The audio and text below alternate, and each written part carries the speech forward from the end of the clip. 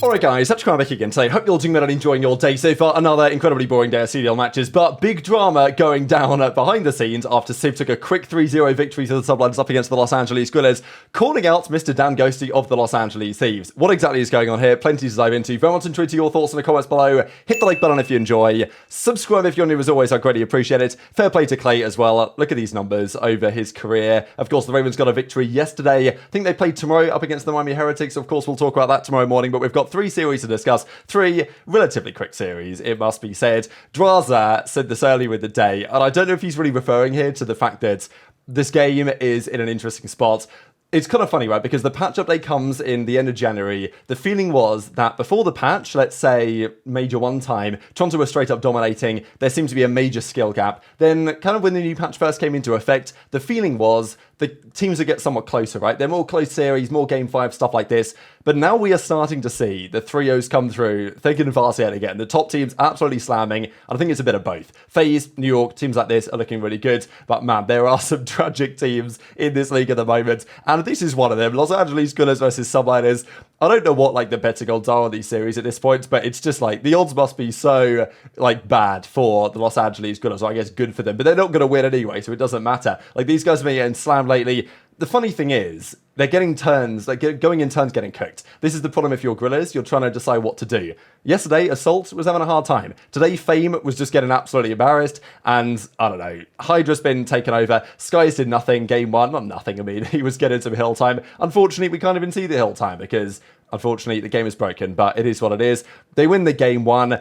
Interesting game because it didn't even go to time. It didn't go to 250. It went to time, like 247 in the end. The Subliners won this by, but it's like, at times you just wonder, what's the point even watching these series? Like, the drama is what we're here for at the end of the day because we're in like week 4 of these online qualifiers. We really just want to get back to the majors, and some of these matches are so dead right now, it's actually so bad. Like, there's not even any point watching. Like, I know that the CDL must be watching this, looking at the viewership and thinking, like, the only thing that's keeping this alive is the watch parties, really, from Scump and others. Like, if there were no watch parties, I can't imagine anybody is bothering to tune into these games, because it's just a foregone conclusion. Now, Sib actually clutched a pretty incredible round here to take the victory, but Sib, after the series, had a fair bit more to say as well, and even you can see here, these guys are just having a laugh during the middle of the game. You know it's over at this point. Also the vibes, the mental, like you can just see on their faces, it's just so over for the Guerrillas at this point. What's even the point? And yeah, here's Skyz, who saw Skyz getting on center, obviously, getting absolutely locked in, knew we weren't losing. We know that the culture on the Subliners is different to other teams further down, and I just don't know what the mentality is for these guys right now. Like when you're getting slams, Guerrillas, by Surge, and then you play Subliners who are already looking good this stage, it's just so over. Now, to be fair, Assault actually did end with a 0.76, so despite the fact that he started out quite good game 1, that swiftly turned around. So, to me, I think the option is still clear. The problem is for the Guerrillas, what can they do at this point? They're just about to go into the major. They're for sure starting in the losers bracket based on the way that it presently stands.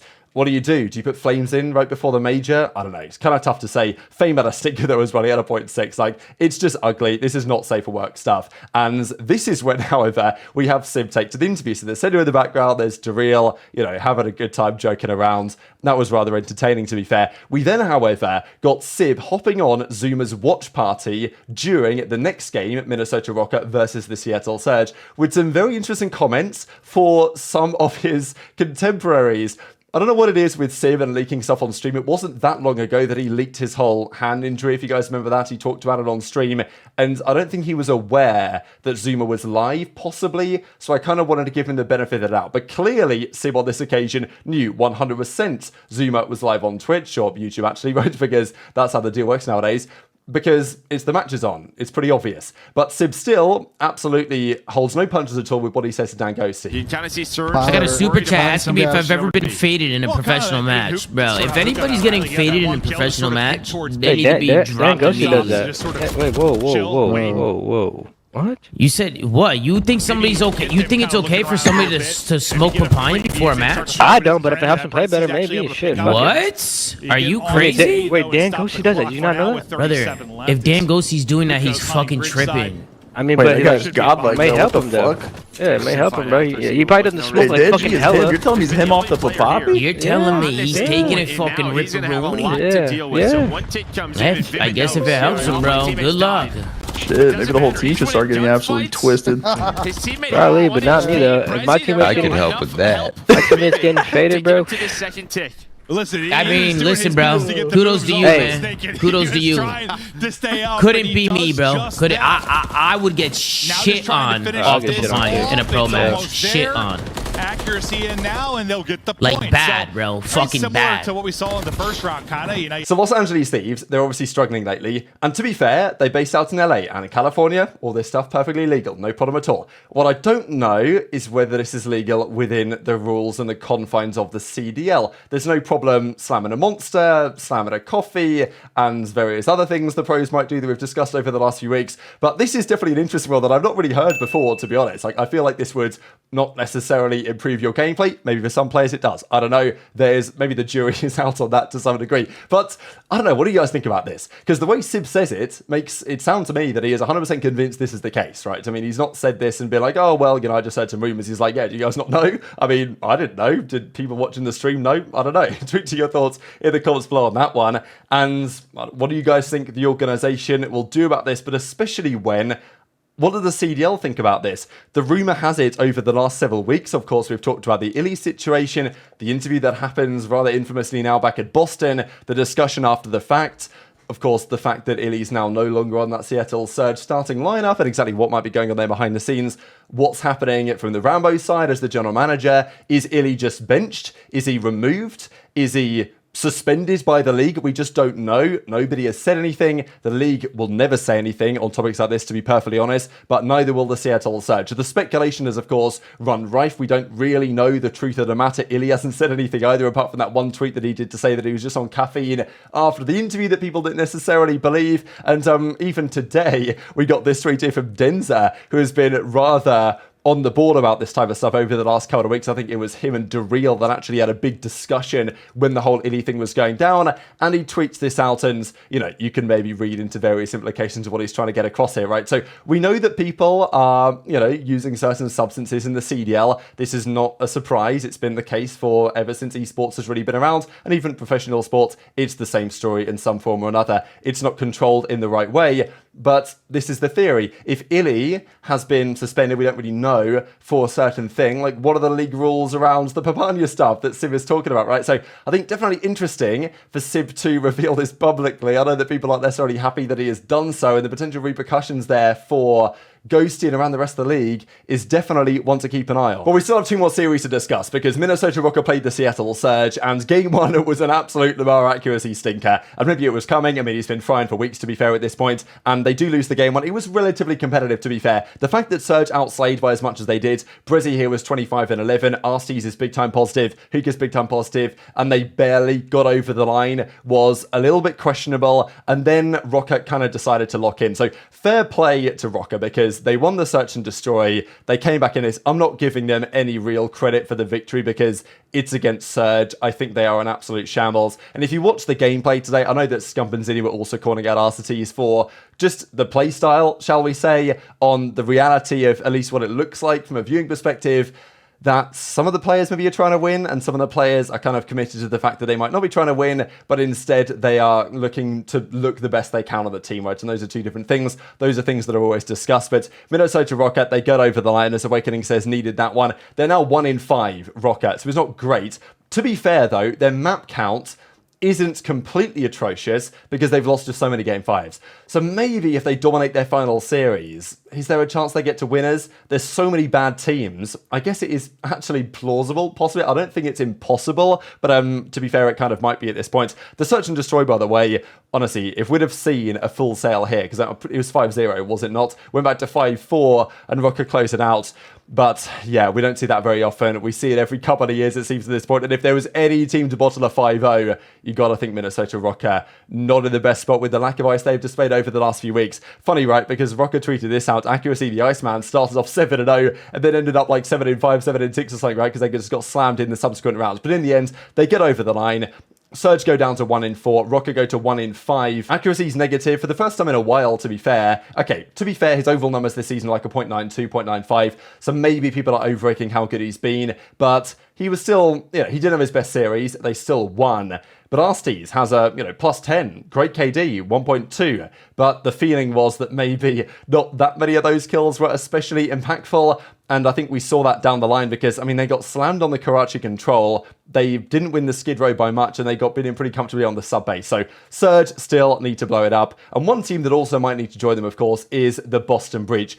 Depends what way you read into this, because FaZe are clearly playing on a different level right now, and FaZe, the way they're playing right now, reminds me of, first of all, Cold War FaZe, which is scary enough, but also Toronto have Major 1, right? I think there's no doubt you look at the way these games have played out with FaZe recently, and you think, wow, they're just so on a different level compared to some of these teams they play that you just never feel like you can bet against them. Like, the search and destroy play is incredibly impressive, and despite going down early on in the respawns, Boston went up 40-0 here, and they had a pretty good start to game 1. But yeah, that quickly was erased, and Cellium had a 2.3 with loads of damage, 20 non-traded kills.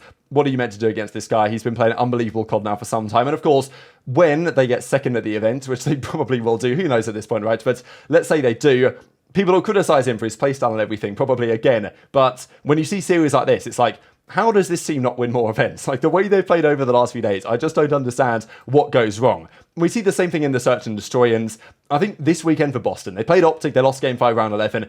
This is what I was saying about OpTic yesterday. Like, this is how you beat Boston, right? You don't mess around. You don't lose, weird rounds. You absolutely crush them because they're not very good. Snoopy's having a hard time. Asim has regressed, maybe as he tends to do, I think, since he first joined the team. To me, the Slasher Priestahh thing doesn't work. Like, there are so many problems with Boston right now. And I also think it goes from the top down as well. Like, look, I like Zed and Dens. I get along with those guys, but questions have to be asked about the coaching staff, right? The decisions that have been made, why these talented players don't look themselves on these situations. Tough to read into. But FaZe, look at the combined KDs. This was the overall numbers, by the way. aBeZy, Simp, and Cell combines for, 20 in 3 over 6 rounds. Like, another 6-0, back-to-back 6-0s in search and destroy. Like, OpTic struggled hard on Terminal and lost to Boston. Like, OpTic lost to Boston on Terminal yesterday, and FaZe just 6-0 them like it's nothing. And Asim has 179 damage, the worst in the CDL so far this year in a search and destroy play. So it just shows the level that FaZe are operating at. They're clearly separating themselves from the pack right now. They beat Toronto the other week. There are still questions to me as to whether they can replicate that when it gets to LAN.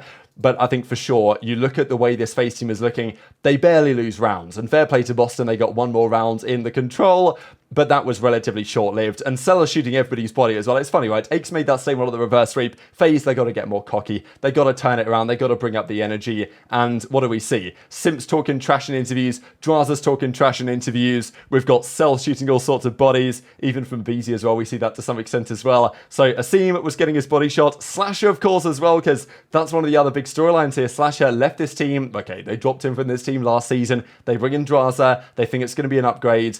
And what do you know? Slasher gets absolutely slammed by FaZe. This is what usually happens, right? This is the unfortunate reality of when you get dropped by FaZe and you play against them.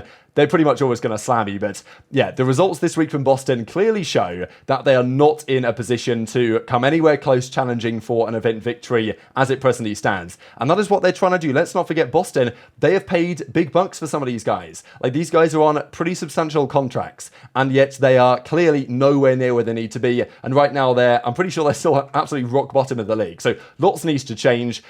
Again, you want to say, well, fair play Boston. They got close against OpTic, and maybe FaZe right now are just a team that you can't beat. Like, when you watch them play, it's like, what are you meant to do? Snoopy and Asim both have 0.7s here. Cell another 1.6. Like, the skill gap is quite clearly still immense as it presently stands. And so maybe Boston have to say, right, whatever. Like, you can't beat those guys right now. We're happy to settle for second place come the major. But as it stands, that ain't going to happen either. So lots to discuss, I'm sure, tomorrow. Very much intrigued to your thoughts on all this stuff in the comment section below. Hit the like button if you enjoyed. Subscribe if you're new. Take care. And I'll see you next time.